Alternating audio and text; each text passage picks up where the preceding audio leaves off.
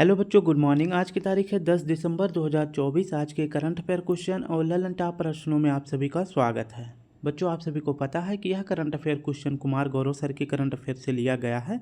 तो जितने content Kumar Gaurav sir अपने करंट अफेयर क्लास में डालते हैं उस सेम क्वेश्चन हमारे प्रश्न में भी होते हैं। बस फ़र्क इतना है कि यह हम कम समय में रिवीजन करा देते हैं आप सभी का।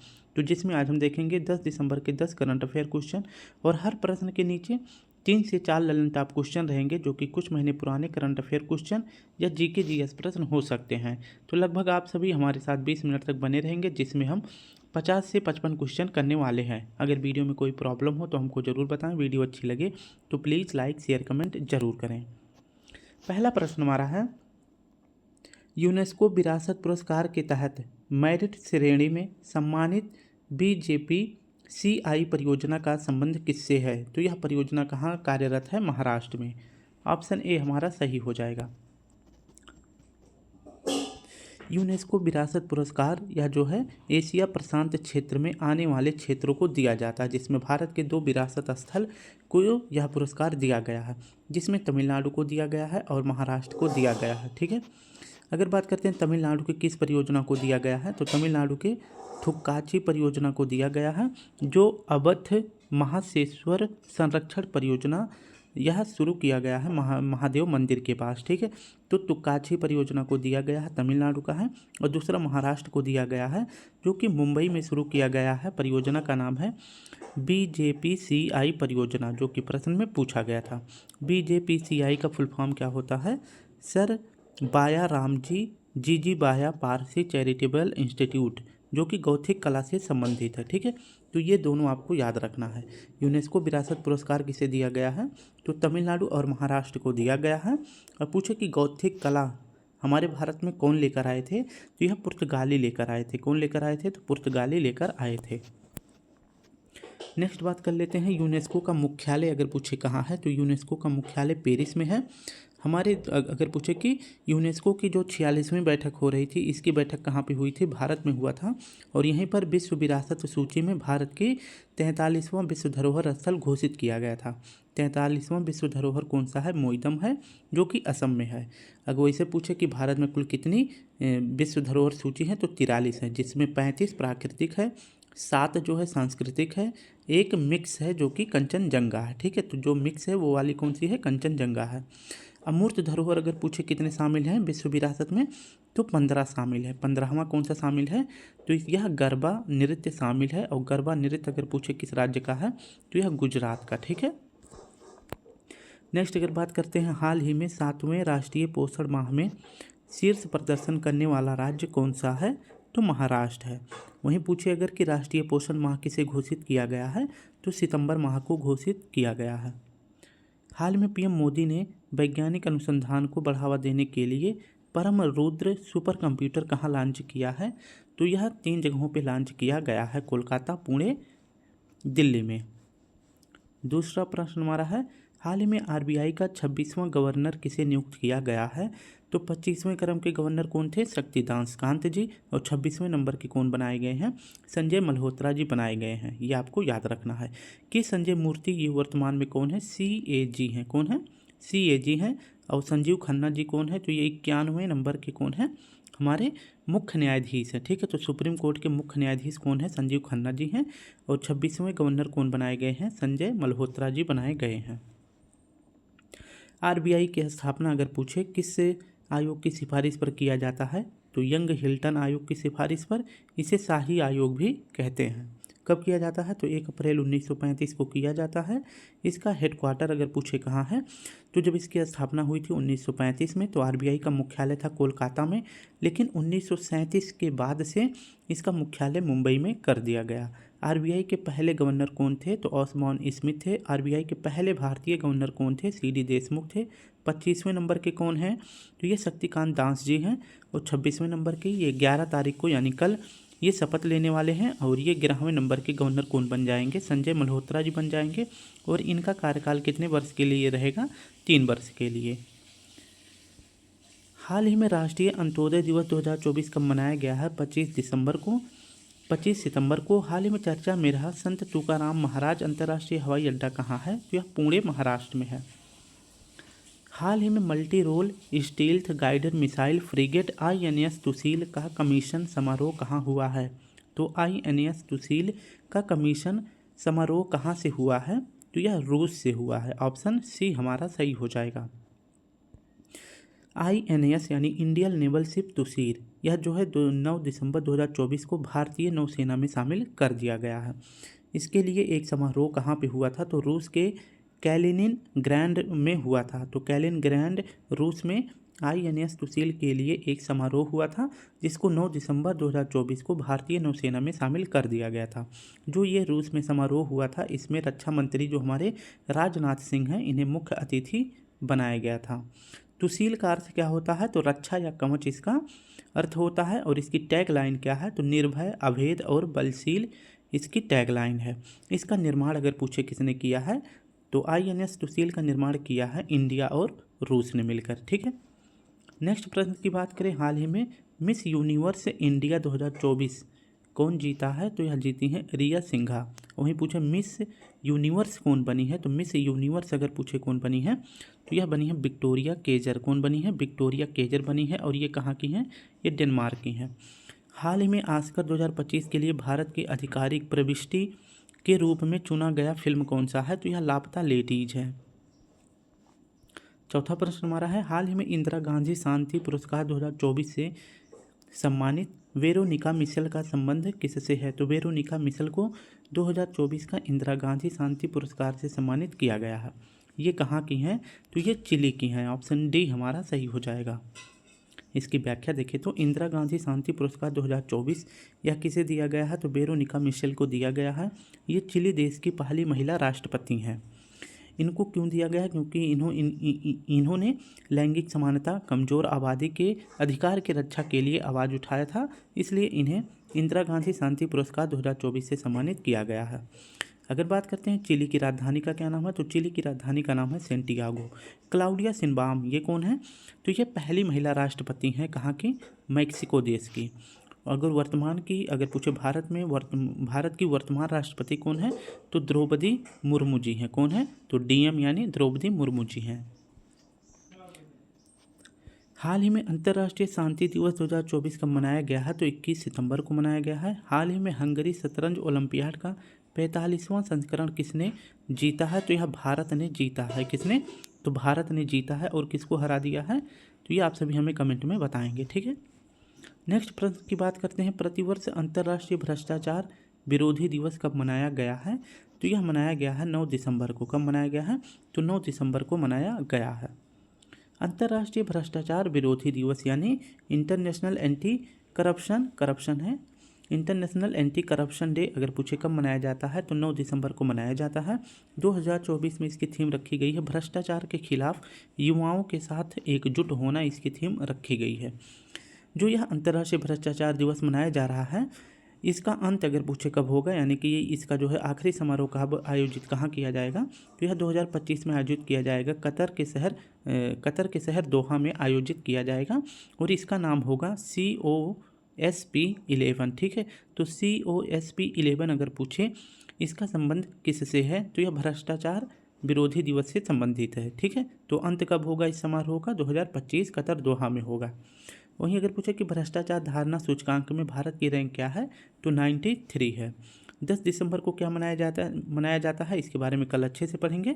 तो 10 दिसंबर को क्या मनाया जाता है? अंतर्राष्ट्रीय मानवाधिकार दिवस मनाया जाता है। हाल ही में राष्ट्रपति द्रौपदी मुर्मू ने सफाई मित्र सम्मेलन में कहाँ भाग लिया है? तो उज्जैन में। हाल ही में EAC-PM की रिपोर्ट के अनुसार सकल घरेलू उत्पाद में योगदान करने वाला शीर्ष राज्य कौन सा है? तो महाराष्ट्र है। सिपरी की दुनिया के 100 सबसे बड़ी हथियार उत्पादकों की सूची में कौन सा भारतीय संस्थान टॉप 100 में शामिल है? तो ये तीनों शामिल हैं। इसकी अगर व्याख्या देखें तो सिपरी जो यह रिपोर्ट जारी किया जाता है, कहाँ से किया जाता है? तो स्टॉकहोम से जारी किया जाता है। इस रिपोर्ट में क्या जारी किया जाता है, किसके बारे में बताया जाता है? तो जितने भी विश्व के देश हैं उनके यहाँ पे जो हथियार का उत्पादन होता है, आयात होता है, निर्यात होता है, इन्हीं हथियारों के बारे में जो है डाटा पेश किया जाता है। किसमें? तो सिपरी में। तो सिपरी के अनुसार जो है सबसे बड़े 100 हथियार उत्पादक कंपनियां कौन कौन सी हैं? तो बहुत सारी हैं, जिसमें 100 कंपनियां शामिल हैं। और भारत की अगर पूछे इसमें कितनी कंपनियां शामिल हैं, तो टॉप 100 में भारत की 3 कंपनी शामिल है। जिसमें पूछे भारत में पहला स्थान किसका है, तो हिंदुस्तान एरोनॉटिक्स है, लेकिन इसका विश्व में कौन सा स्थान है, तो 43वां है। और वहीं दूसरा स्थान भारत का कौन सा है भारत में, तो भारत इलेक्ट्रॉनिक लिमिटेड है और विश्व में इसका 63वां स्थान है। तीसरा स्थान भारत में है मझगांव डाक शिप बिल्डर्स का है और इसका विश्व में 94 स्थान है। ठीक है। और वहीं पूछे कि 100 हथियार उत्पादक कंपनियों में सबसे बड़ी कंपनी कौन सी है, तो पहला स्थान है पूरे विश्व में लॉकहीड मार्टिन कंपनी का। और ये कहाँ की कंपनी है, तो यह USA की कंपनी है। ठीक है। तो सिपरी रिपोर्ट के अनुसार भारत का विश्व में कौन सा स्थान है, 43वां स्थान रखेंगे, जो कि हिंदुस्तान एरोनॉटिक्स का है। हाल ही में 47वीं वर्ल्ड स्किल्स प्रतियोगिता का आयोजन कहाँ हुआ है, तो यह फ्रांस में हुआ है। हाल ही में केंद्र शासित प्रदेश दिल्ली की तीसरी महिला मुख्यमंत्री कौन बनी है, तो आतिशी मरलेना बनी है। हाल ही में जॉन महामा ने किस देश के राष्ट्रपति चुनाव में जीत हासिल की है, तो यहाँ पे चुनाव नहीं हुआ है, एक पक्ष के थे और एक विपक्ष के थे। तो ये सत्ता में थे और ये सत्ता में नहीं थे। ठीक है। यहाँ पे क्या हुआ, चुनाव होने वाला था, तो जो सत्ता में थे इनको लगा कि मैं चुनाव हार जाऊंगा, इसलिए इन्होंने घोषित कर दिया है कि मैं चुनाव नहीं मतलब चुनाव जो होगा या नहीं होगा, इसमें जो है इन्होंने खुद को हारा जो है घोषित कर लिया है। और जो विपक्षी नेता थे ये खुद को जो है जीता घोषित कर लिए, क्योंकि इस तरह का माहौल था। जो वर्तमान में यहाँ पे राष्ट्रपति थे उनको लग रहा था कि आने वाले चुनाव में मैं हार जाऊँगा। ठीक है। तो चुनाव नहीं हुआ है और ये जो है राष्ट्रपति चुने गए हैं जॉन महामा। और किस देश के चुने गए हैं, तो ये घाना देश के चुने गए हैं। ठीक है। तो जॉन महामा ये विपक्षी दल के नेता थे और ये घाना के अगले राष्ट्रपति होंगे, यानी कि जो वर्तमान में राष्ट्रपति थे उनको लगा कि आने वाले चुनाव में मैं हार जाऊंगा। और वहीं पूछे कि घाना की राजधानी का क्या नाम है, अकरा यहाँ की राजधानी है। और घाना की मुद्रा है सेडी। ठीक है, क्या नाम है, सेडी है। नामीबिया की राजधानी का क्या नाम है, विंडहोक है। और सीरिया की राजधानी का नाम है दमिश्क। अभी जो है मैंने कल के क्लास में पढ़ाया था, जो सीरिया के राष्ट्रपति थे उन्होंने देश छोड़ दिया है और वो कहाँ पे शरण लिए हैं, तो रूस में शरण लिए हैं। अभी जो है कुछ समय के लिए वहीं पे रहेंगे। उरुग्वे की राजधानी आप सभी जरूर हमें कमेंट में बताएंगे कि उरुग्वे की राजधानी क्या है। अगर ना पता हो तो ये कम से कम बता देना कि उरुग्वे जो है किस महाद्वीप में स्थित देश है। महाराष्ट्र के, ये भी याद रखना, महाराष्ट्र के नए सीएम बनाए गए हैं देवेंद्र फडणवीस। और जो महाराष्ट्र का विधानसभा स्पीकर किसे बनाया गया है, तो राहुल नार्वेकर को बनाया गया है। हाल में भारत सरकार ने किसका नाम बदलकर श्री विजयपुरम किया है, तो पोर्ट ब्लेयर का किया है, जो कि अंडमान निकोबार की राजधानी थी। प्रतिवर्ष पूरे भारतवर्ष में राष्ट्रीय हिंदी दिवस कब मनाया जाता है, तो 14 सितंबर को मनाया जाता है। और विश्व हिंदी दिवस पूछे कब मनाया जाता है, तो 10 जनवरी को मनाया जाता है। ठीक है। 8वां हमारा प्रश्न है, हाल ही में प्रधानमंत्री मोदी ने बीमा सखी योजना का शुभारंभ कहाँ से किया है, तो यह हरियाणा से किया है। कहाँ से, हरियाणा से किया है। किसने, तो पीएम मोदी जी ने किया है। इसकी अगर व्याख्या देखें तो बीमा सखी योजना, इसकी घोषणा जो है किसने करी है, तो पीएम मोदी जी ने करी है। और इस योजना की शुरुआत अगर पूछे कहाँ से किया गया है, तो महाराणा प्रताप बागवानी यूनिवर्सिटी हरियाणा से इसकी शुरुआत की गई है। तो महाराणा प्रताप बागवानी यूनिवर्सिटी अगर पूछे कहाँ है, पानीपत हरियाणा में है। इस योजना के तहत जो है 18 वर्ष से लेकर 70 वर्ष की महिलाओं को मजबूत किया जाएगा, उनकी आर्थिक स्थिति को मजबूत किया जाएगा। 70 साल की महिलाओं को उनकी आर्थिक स्थिति मजबूत करने से अच्छा उनकी शारीरिक स्थिति मजबूत किया जाए। और 70 वर्ष तक हमारे देश में बहुत ही कम अब जीवित रहती है महिलाएं या पुरुष। ठीक है। और वहीं पूछे कि बीमा सखी योजना इसको किसने शुरू किया है, तो यह LIC की योजना है। ठीक है। तो लाइफ इंश्योरेंस कॉरपोरेशन की यह योजना है, जिसको पीएम मोदी जी के द्वारा हरियाणा से शुरू किया गया है। और LIC की स्थापना अगर पूछे किस अधिनियम के तहत होती है, तो 1956 अधिनियम के तहत इसकी स्थापना होती है।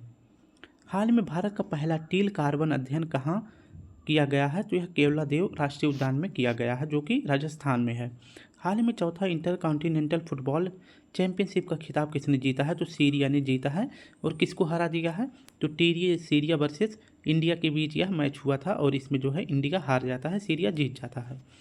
9वां प्रश्न हमारा है, हाल ही में ACC अंडर 19 पुरुष एशिया कप 2024 का विजेता कौन बना है, तो इसका सही जवाब हो जाएगा बांग्लादेश बना है। अब तक भारत जो है अगर पूछे कि एसीसी को कितनी बार जीत चुका है, एसीसी अंडर 19 विश्व पुरुष एशिया कप 2024, या इस बार अगर पूछे किस क्रम का है तो 11वें क्रम का है। एसीसी यानी एशियन क्रिकेट काउंसिल, ठीक है। इसका आयोजन कहाँ किया गया था, तो दुबई और शारजाह में किया गया था। और ये दोनों शहर अगर पूछे किस देश के हैं तो यूएई के ये दोनों देश हैं, ठीक है, ये दोनों शहर हैं। इसका विजेता अगर पूछे कौन बना है, बांग्लादेश, और उप विजेता कौन बना है, भारत बना है। और भारत के कप्तान कौन थे, तो मोहम्मद अमान यहाँ के भारत के कप्तान थे, ठीक है। और भारत अगर पूछे कि एसीसी अंडर 19 पुरुष एशिया कप अब तक कितनी बार जीत चुका है, तो 8 बार जीत चुका है। 11 में से 8 बार अकेले भारत जीत चुका है, ठीक है। हाल ही में 10 लाख से अधिक जनसंख्या वाली श्रेणी में किसे स्वच्छ वायु सर्वेक्षण पुरस्कार 2024 मिला है, तो सूरत को। हाल ही में अंतर्राष्ट्रीय साक्षरता दिवस 2024 कब मनाया गया है, तो 8 सितंबर को मनाया गया है। हाल ही में ओलंपिक काउंसिल ऑफ एशिया के अध्यक्ष चुने जाने वाले पहले भारतीय कौन है, तो राजा रणधीर सिंह हैं। आज का आखिरी प्रश्न हमारा है, आरबीआई के अनुसार वर्ष 2000-2024 के बीच भारत में सर्वाधिक एफडीआई प्रवाह किस देश से हुआ है, तो इसका सही जवाब हो जाएगा मॉरिशस से हुआ है। ऑप्शन ए हमारा सही हो जाएगा। इसकी व्याख्या देखें तो एफडीआई को कहते हैं फॉरेन डायरेक्ट इन्वेस्टमेंट, ठीक है। इसे हिंदी में कहते हैं प्रत्यक्ष विदेशी निवेश, यानी कि विदेशों के द्वारा जो भारत में निवेश किए जाते हैं और उनसे जो भी प्राप्त धन होता है उसी को एफडीआई बोला जाता है, ठीक है। तो इसमें जो है 24 साल का डाटा पेश किया गया है, जिसमें विदेशों से जो भारत में निवेश किए गए हैं उसमें भारत को जो है $1 ट्रिलियन जो है भारत में विदेशी निवेश हुआ है। कितने का, तो $1 ट्रिलियन का भारत में निवेश हुआ है, जिसमें 25% अकेले मॉरिशस ने किया है, यानी कि मॉरिशस से हुआ है। दूसरा स्थान किसका है, इसमें सिंगापुर से है। और तीसरा स्थान किससे है, तो यूएसए से है, ठीक है। तो भारत में सबसे ज़्यादा एफडीआई किस देश से आ रहा है, तो यह मॉरिशस से, और दूसरे नंबर पर सिंगापुर और तीसरे नंबर पर यूएसए है, ठीक है। हाल ही में राष्ट्रपति द्रौपदी मुर्मू ने विश्व शांति बुद्ध विहार का उद्घाटन कहाँ किया है, तो महाराष्ट्र में। हाल ही में पहला संयुक्त कमांडर सम्मेलन कहाँ हुआ है, लखनऊ में। हाल ही में ट्रैक और फील्ड में 2 पदक जीतने वाली पहली भारतीय महिला पैरा एथलीट कौन है, तो प्रीति पाल जी हैं, ठीक है। तो स्टूडेंट, इस प्रकार से हमने अपने सभी करंट अफेयर क्वेश्चन को 20 मिनट में बोला था, 17 मिनट में समाप्त हो गया है। कभी कभी 20 मिनट बोलते हैं तो 23 मिनट चला जाता है, तो थोड़ा बहुत आगे पीछे हो जाता है, ठीक है। तो अपना ध्यान रखें, अच्छे से पढ़ाई करते रहें। कल फिर मिलते हैं एक नए करंट अफेयर के साथ। तब तक के लिए आप सभी को प्यारा सा जय हिंद, जय भारत।